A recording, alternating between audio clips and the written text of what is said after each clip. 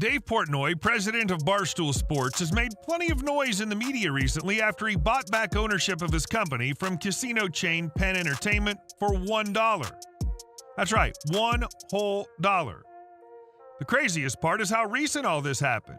Penn Entertainment finalized their acquisition of Barstool Sports in February of 2023 for a total sum of $551 million. What the hell happened in such a short span of time that made Penn Entertainment want to dump Portnoy's entire company for virtually nothing? Glad you asked. Let's get into it. Right now, the sports betting landscape is a red-hot market since online gambling continues to receive legislation across the states. For reference, the entire online sports betting market is projected to hit about $7.5 billion in revenue in 2023, and expected to see that number expand to close to $24 billion by the end of 2026. And Penn Entertainment, who's historically relied upon brick-and-mortar gambling for income, is eager to cement their place within the sports betting landscape. Right now, the two biggest online sports betting companies are FanDuel and DraftKings, which are projected to account for over 70% of total online sports betting. BetMGM and Caesars are the only other big players in the market. So Penn Entertainment approached Dave Portnoy, El Presidente of Barstool Sports, to make a partnership that would give them a corner of the sports betting market. Okay, but why Barstool? Barstool Sports is an up-and-coming sports media company with a massive following. Their platform has over 14 million followers on Instagram, but they also have followers on various other platforms, including podcasts and YouTube. Though sports is their bread and butter, the platform has expanded to reach a much wider audience as well. Dave Portnoy has notably gained celebrity status by earning the love of his followers, which are referred to as stoolies. Now, Portnoy is clearly loved by many, but he's also considered a polarizing figure.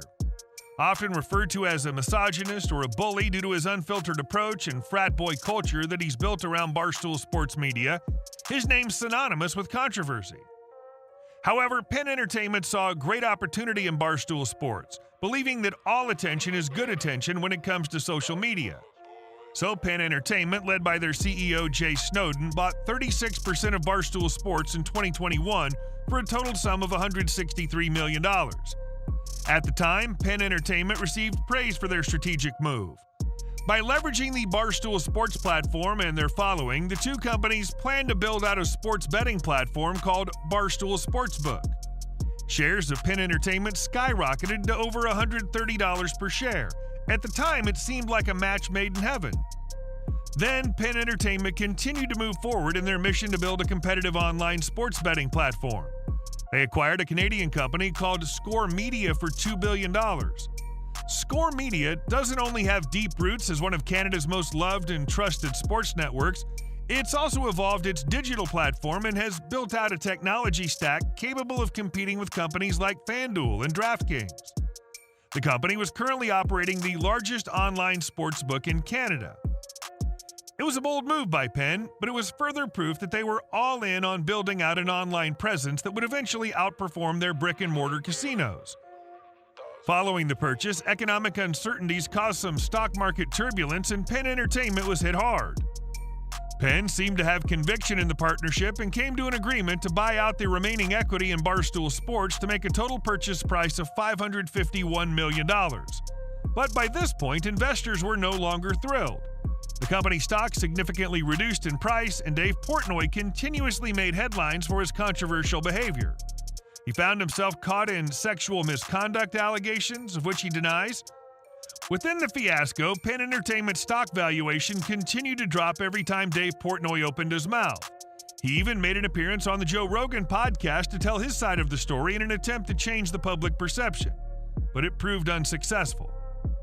Once Barstool became owned by Penn, they had to compete in a regulated environment and had to be watchful of the content they released and the public image they upheld. But Barstool is a controversial brand. It altered the original fabric of what built them up into such a massive independent company in the first place, and operations began to lose profitability under Barstool's segment of Penn's business. Meanwhile, gambling regulators weren't in agreement with Portnoy's company and denied legislation of their platform. As he described it, every time Barstool Sportsbook attempted to make moves in the industry, it was always one step forward, two steps back. The fact of the matter was that public officials such as government executives and regulatory personnel weren't about to make life easy for Dave Portnoy in the sports betting world, and Jay Snowden was left with a massive headache. Not only was Penn left with the massive burden of navigating Barstool's negative public image and unprofitable business, they were also watching their competitors move forward and continue to take market share in different states. With share prices now in the range of $25, down about 80% from their 2021 highs, Snowden had to act quick and pivot his business strategy in order to save his own ass. So in August of 2023, Penn Entertainment doubled down on their online sports gambling bet by reaching an agreement with ESPN. Penn licensed out the naming rights for their sports betting platform, which they're calling ESPN Bet, for 10 years in return for $1.5 billion. ESPN is America's most watched sports network and has a huge following. So on the outskirts, it seemed weird that they would license out their name instead of leveraging their following to build an online sports betting platform that could generate massive income for themselves. But there are a few reasons why the company decided that it wasn't in their best interest. First off, ESPN is owned by Disney, a company that has a reputation for being wholesome and family-friendly. By becoming a gambling company, ESPN would be tarnishing the identity of their parent company. Also, they receive massive advertising revenues from other sports betting platforms such as DraftKings and FanDuel, which they would have to drop if they wanted to compete in the space. So considering these factors, they decided that a licensing deal with Penn Entertainment was the better option. Meanwhile, Penn Entertainment no longer had any use for Barstool Sports. The company was proving to be more of a cost and a liability than an asset to the company, and with ESPN Bet becoming their digital gambling platform for the foreseeable future, Jay Snowden just wanted to cut ties with Barstool, admit defeat, and swallow his losses before they caused further harm.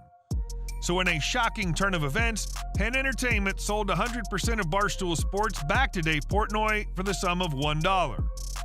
Afterwards, Snowden admitted that the whole Barstool ordeal lost his company an estimated $800 million to $900 million. Ouch! So who's the winner and loser of this whole fiasco? Well, the real winner here is clearly Dave Portnoy, who not only got $551 million for the sale of his company, but he also has full ownership back as well. The Boston sports personality swears to clean up the mess that's been made within his company's earnings and has also vowed to never sell his company again.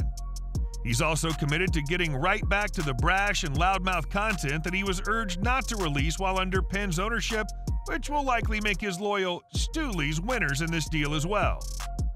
Meanwhile, the question is whether or not Penn's big bet on ESPN will prove to be lucrative enough to override the nearly $4.5 billion of investment and losses that have been made into Barstool, The Score, and ESPN combined. Our prediction is that it probably won't. Sure, leveraging ESPN's platform will get their foot in the door when it comes to the online betting industry, but from the sounds of it, they aren't going to get much in terms of marketing or leverage from ESPN's side.